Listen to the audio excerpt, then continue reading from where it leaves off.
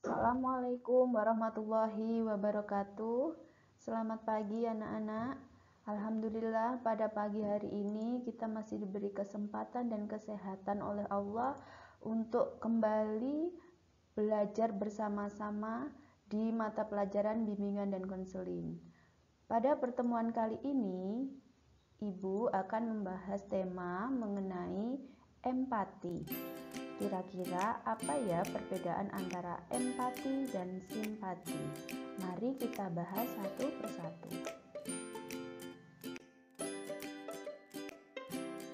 Sebelum kita memulai, kira-kira perbedaan antara simpati dan empati itu apa? Kita maknai terlebih dahulu pengertian dari empati. Empati sendiri memiliki makna, yaitu kemampuan dalam merasakan apa yang dialami dan dipikirkan oleh orang lain sehingga muncul rasa kasih dan iba dan tergerak untuk menolong.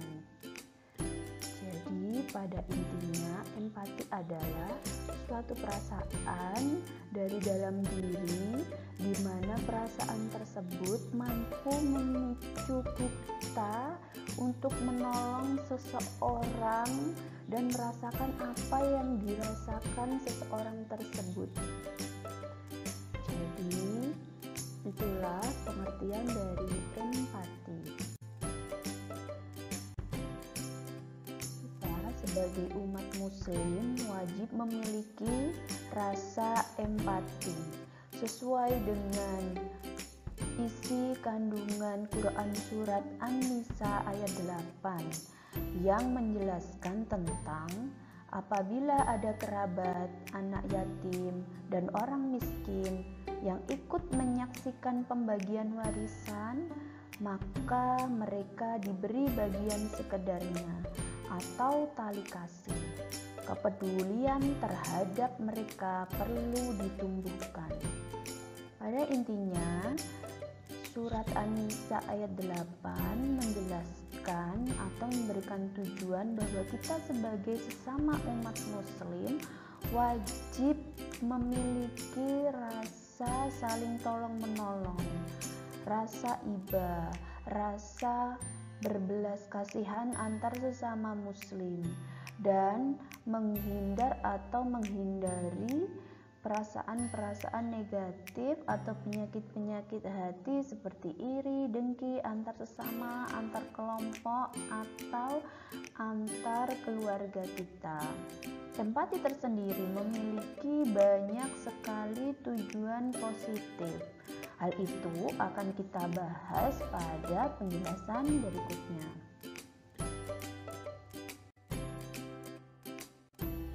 Selanjutnya, kita akan membahas kira-kira empati untuk apa ya?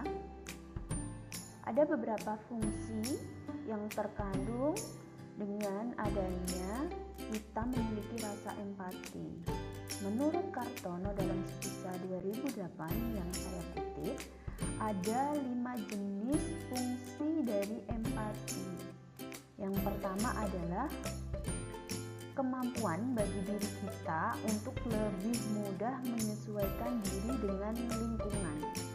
Dengan adanya sikap empati yang kita miliki, kita akan lebih mudah untuk menyesuaikan diri dengan lingkungan, entah itu lingkungan baru kita atau lingkungan yang sudah pernah kita temui. Jadi dengan adanya rasa empati, kita jadi lebih mudah untuk mampu beradaptasi dengan lingkungan sekitar kita. Yang kedua, dengan adanya rasa empati, kita mampu mempererat hubungan dengan orang lain. Empati tersendiri memiliki perilaku menimbulkan rasa iba, rasa pemahaman terhadap orang lain. Karena ada perilaku tersebut, kita mampu lebih dekat dengan orang lain karena kita mampu memahami perasaan orang lain tersebut. Dan juga karena adanya rasa saling menerima, mempererat hubungan antar sesama, Hal itu juga dapat menumbuhkan harga diri kita karena orang merasa mampu dipahami oleh diri kita dan mereka akan menganggap kita sebagai orang yang berharga. Untuk itu, empati sendiri juga mampu meningkatkan harga diri yang kita miliki. Selain itu, empati juga mampu meningkatkan pemahaman diri. Kenapa bisa seperti itu, Bu? Karena di dalam perasaan empati, kita mampu memahami perasaan orang lain. Dengan kita mampu memahami perasaan orang lain, secara langsung akan timbul perilaku dalam diri kita untuk memahami diri kita sendiri. Sebelum kita mampu memahami orang lain, pastinya kita harus mampu memahami diri kita sendiri. Untuk itu, dengan adanya rasa empati, dengan bagaimana cara kita menumbuhkan rasa empati itu, kita lebih mampu memahami diri kita sendiri. Bisa jadi apa yang dialami oleh orang lain akan kita alami atau sudah pernah kita alami, sehingga perilaku pemahaman dalam diri kita akan lebih meningkat. Dan yang terakhir, fungsi dari empati sendiri adalah sebagai pemicu munculnya perilaku altruistik. Perilaku altruistik tersendiri memiliki makna, yaitu adanya penerimaan diri kita atau kemampuan diri kita untuk memahami orang lain. Empati akan menimbulkan perasaan itu pada diri kita. Jika kita sudah mampu memahami diri orang lain, bisa kita disebut sudah memiliki rasa empati. Dari sini, Ibu harap anak-anak sudah memiliki bayangan kira-kira dalam diri kita sudah ada rasa empati atau belum ya. Silahkan dirasakan, difikirkan kira-kira dalam diri kita empati itu sudah muncul atau belum. Kalau memang belum muncul, mari kita sama-sama belajar. Dalam penjelasan selanjutnya, mari kita bedakan antara empati dan simpati. Pada tahap ini kita akan membedakan antara empati dan simpati. Dua hal ini sebenarnya adalah hal yang berbeda. Tetapi kadang kita memaknai bahwa dua hal ini adalah dua hal yang sama, yang sudah kita miliki di dalam diri kita. Mari kita cermati pada kalimat atau pernyataan yang pertama. Di empati sendiri, kalimat yang timbul ketika kamu berkata dengan orang lain seperti saya merasakan apa yang kamu rasa. Sedangkan simpati, saya tahu apa yang kamu rasa. Nah, kira-kira dari kalimat ini saja, apakah anak-anak sudah bisa membedakan? Mari kita ulangi sekali lagi. Di dalam empati, kalimat yang muncul adalah saya merasakan apa yang kamu rasakan. Sedangkan pada simpati, kalimat yang muncul adalah saya tahu apa yang kamu rasakan. Dari sini sudah terlihat bahwa kedua emosi ini adalah dua hal yang berbeda. Coba kita pahami lagi pada pernyataan yang selanjutnya, yaitu kemampuan memahami kondisi dan perasaan orang lain. Sedangkan pada simpati, perasaan kasihan dan duka terhadap kemalangan orang lain. Maksud dari pernyataan ini bisa kita analogikan seperti kejadian seperti ini. Ketika kalian mendengar ada salah satu keluarga teman kalian yang sedang mengalami kesusahan berupa meninggalnya salah satu kerabat keluarga mereka, kira-kira apa yang kalian lakukan? Jika kalian sudah timbul rasa empati, kamu akan merasa bahwa bagaimana rasanya kehilangan salah satu orang dari keluarga kita. Bisa saja kita sampai menimbulkan perilaku seperti menangis, ikut merasakan apa yang dirasakan teman kita, sangat bersedih. Itu adalah empati. Sedangkan simpati adalah suatu perasaan yang hanya tahu atau hanya merasa bahwa simpati itu adalah iba, kasihan saja kepada orang lain. Jadi kamu hanya kasihan karena salah satu kerabat dari orang tua teman kalian itu sudah meninggal. Dari sini dapat kita bedakan. Empati lebih cenderung adanya kemunculan perilaku tambahan. Sedangkan simpati hanya berhenti pada perasaan saja, sama-sama merasakan. Sedangkan empati timbul perilaku lanjutan.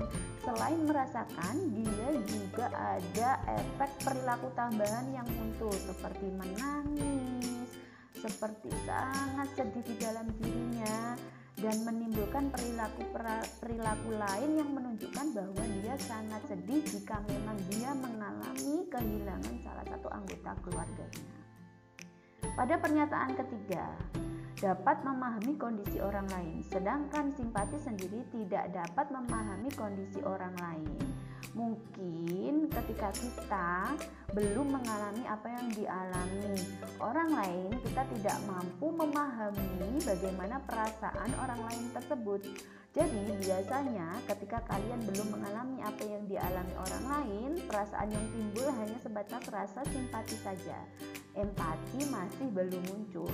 Tetapi ketika kita sudah merasakan apa yang dialami orang lain itu, kita sudah melakukan apa yang dialami orang lain itu, akan timbul rasa empati. Sebagaimana dijelaskan pada pernyataan berikutnya, yaitu mungkin memiliki pengalaman serupa pada masa lalu, sedangkan simpati hanya mendengar, jadi tidak pernah melakukan atau merasakan apa yang dialami oleh orang lain. Di dalam empati, ketika kita sudah mampu memahami, kita juga sudah merasakan apa yang dialami orang lain itu, timbullah rasa pemahaman dan penerimaan dari dalam diri kita. Sedangkan simpati hanya muncul rasa kasihan, duka, dan peduli saja, tetapi tidak memberikan efek pemahaman dan penerimaan terhadap diri kita. Dari kelima pernyataan ini, kira-kira apakah anak-anak sudah cukup mengerti? Ibu harap sudah memiliki gambaran dan silakan dievaluasi pada diri kita. Kita masih masuk dalam kategori simpati ataukah sudah pada kategori empati? Kita lihat analogi perbedaan dari simpati, empati, dan antipati pada penjelasan selanjutnya.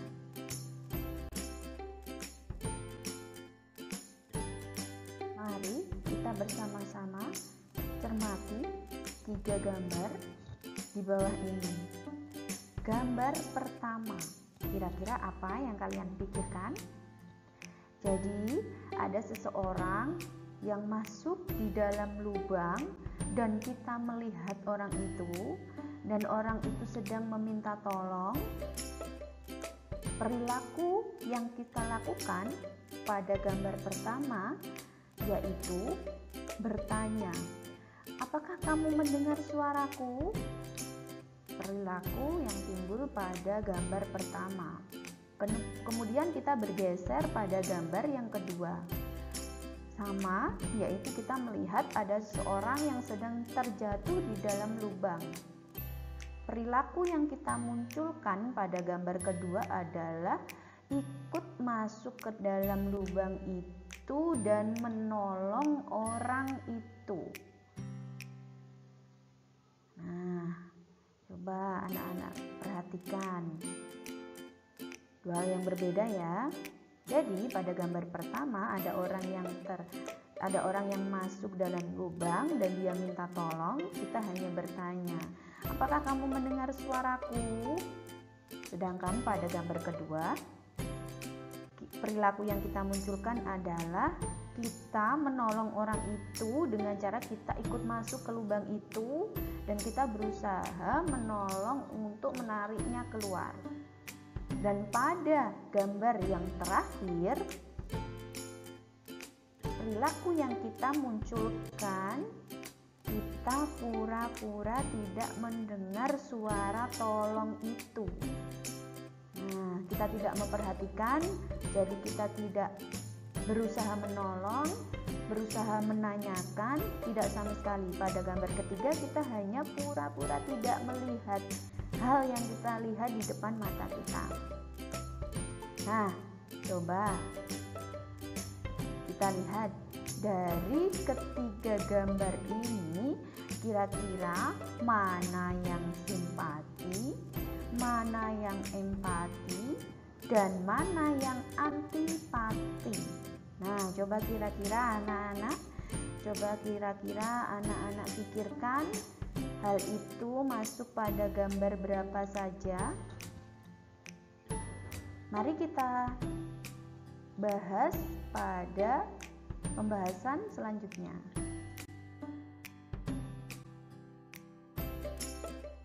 Selanjutnya kita akan membahas bagaimana kita menimbulkan adanya rasa empati itu tumbuh dalam diri kita. Yang pertama, merekam semua emosi pribadi. Apa sih Bu kira-kira emosi pribadi itu? Emosi pribadi itu wujudnya adalah berupa rasa sedih, rasa senang, rasa gelisah, rasa tidak nyaman, dan rasa emosional yang lainnya. Kita rekam di dalam diri kita dan kita cerna. Yang kedua, memperhatikan lingkungan luar atau memperhatikan kondisi orang lain. Mulai dari kita membuka mata ketika kita bangun tidur, bisa kita lihat bahwa ketika kamu bangun tidur dan melihat orang tua kalian sedang sibuk menyiapkan persiapan untuk kalian berangkat sekolah atau ayah kalian berangkat bekerja, ibu akan sibuk mempersiapkan semua hal itu. Kira-kira kalau kalian melihat hal itu, apa yang akan kalian lakukan? Jika kalian tergerak dalam hati kalian untuk membantu kegiatan ibu itu, berarti sudah mulai adanya rasa empati yang timbul dalam diri kalian. Kemudian mampu mendengarkan curhatan orang lain. Biasanya kita lebih cenderung untuk ingin didengar dan lebih tidak atau kurang mampu mendengarkan cerita orang lain. Hal itu perlu kita latih, karena dengan kita mampu mendengarkan orang lain, kita juga akan mampu merasakan, memahami perasaan orang lain itu. Selanjutnya, membayangkan apa yang sedang dirasakan orang lain. Ketika ada teman kalian yang bercerita, apakah kalian hanya mendengarkan saja, ataukah kalian pernah ketika ada teman kalian bercerita dan kalian membayangkan jika kalian berada di posisi teman kalian? Jika kalian mengalami hal itu, berarti sudah muncul adanya rasa empati dalam diri kalian. Jadi ikut membayangkan apa yang dialami oleh orang lain. Dan yang terakhir yaitu melakukan bantuan secepatnya. Selain membayangkan, merasakan, atau bahkan memahami apa yang dialami teman kalian, harus ada perilaku lanjutan berupa bentuk bantuan. Bentuk bantuan itu bermacam-macam sesuai dengan hal yang dialami oleh orang lain. Nah, kira-kira Mari kita belajar 5 hal ini kita tanamkan dalam diri kita ya anak-anak. Pada pembahasan ini, coba kita bayangkan apakah pernah kita menjadi orang yang tidak simpati ataupun empati. Di sini, di tampilan ciri-ciri berikut ini adalah wujud dari orang yang tidak memiliki kedua rasa itu, baik simpati ataupun empati. Coba kita bayangkan kira-kira diri kita apakah ada hal-hal seperti ini? Harapan ibu tidak ada ya anak-anak. Ketika kita tidak berempati, perilaku yang muncul adalah kita lebih suka mengkritik orang. Selain mengkritik orang, kita juga bertahan pada ide pribadi. Ide pribadi adalah kita hanya mempertahankan menurut kita saja tanpa kita memahami apa yang dialami oleh orang lain. Selain itu, ketika hal itu sudah muncul, perilaku mengkritik orang, bertahan pada ide pribadi, akan timbul adanya sulit berteman. Karena apa? Ketika kalian tidak mampu memahami perasaan orang lain pun tidak bisa menjadi teman kalian, tidak ingin menjadi teman kalian ketika kalian tidak mampu memahami perasaan teman kalian. Kemudian mudah tersinggung, mau dibantu tapi tidak membantu. Dan yang terakhir adalah kita lebih bahagia melihat orang lain menderita. Itu adalah contoh-contoh orang yang tidak memiliki empati dan simpati. Kita sama-sama melihat ciri-ciri anak yang empatinya tinggi. Yang pertama, gampang emosional saat menonton, membaca adegan sedih atau menakutkan di film atau di buku. Nah, kira-kira anak-anak lihat di dalam diri kalian apakah sudah seperti itu? Yang kedua, punya hubungan kuat dengan alam, tumbuhan, hewan termasuk boneka, binatang. Yang ketiga, sayang terhadap hewan. Yang keempat, ikut stres kalau temannya stres. Yang selanjutnya adalah peka dengan kemarahan dan kesalahan orang lain. Yang keenam adalah seorang pendengar yang baik. Yang ketujuh adalah punya satu atau beberapa sahabat baik. Yang kedelapan adalah sulit tidur karena setelah melihat acara TV yang menampilkan kekerasan atau kesedihan. Dan yang terakhir adalah mudah terharu, jadi sering menangis. Biasanya anak-anak yang gampang baper atau gampang kena perasaannya adalah memiliki rasa empati dan simpati yang tinggi. Dari poin 1 sampai 9, kira-kira kalian sudah termasuk pada poin yang mana? Kalau memang lebih ada 3 poin, berarti kalian termasuk anak yang memiliki empati yang tinggi.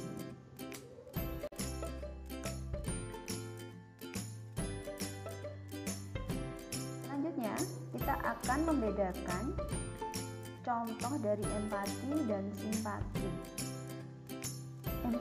Dalam empati, jika kita melihat ada teman kita yang memiliki musibah seperti kehilangan salah satu anggota keluarganya, jika kalian sudah tumbuh perilaku empati, kalian akan memberikan ucapan bela sungkawa kepada keluarga, teman, atau siapapun yang sedang mengalami kesusahan, yang sedang mengalami kedukaan.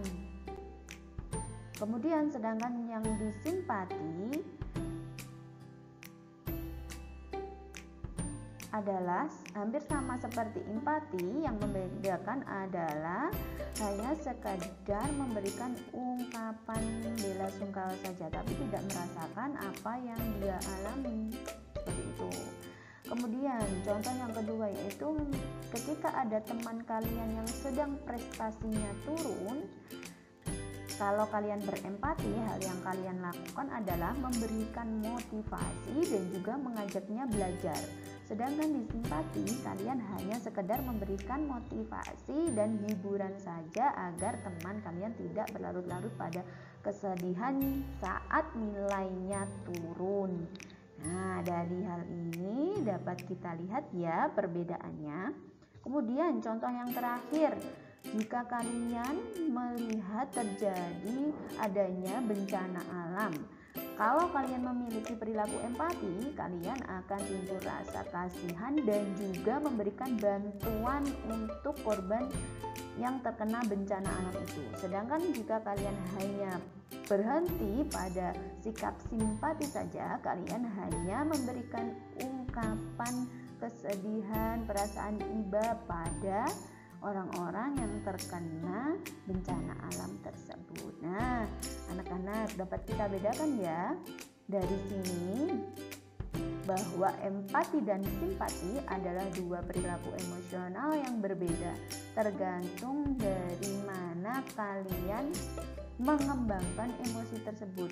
Hanya berhenti pada simpati saja atau melanjutkan untuk berempati. Anak-anak, dari beberapa penjelasan yang Ibu jelaskan sebelumnya, mari kita bersama-sama menjadi pribadi yang suka berempati. Selain simpati saja, mari kita bersama-sama tumbuhkan rasa empati dalam diri kita agar kita menjadi makhluk sosial yang bermakna bagi orang lain. Jangan sampai kita menutup diri, apalagi menjadi seseorang yang antipati atau tidak memiliki rasa simpati maupun empati. Mari kita saling tolong-menolong sesama manusia.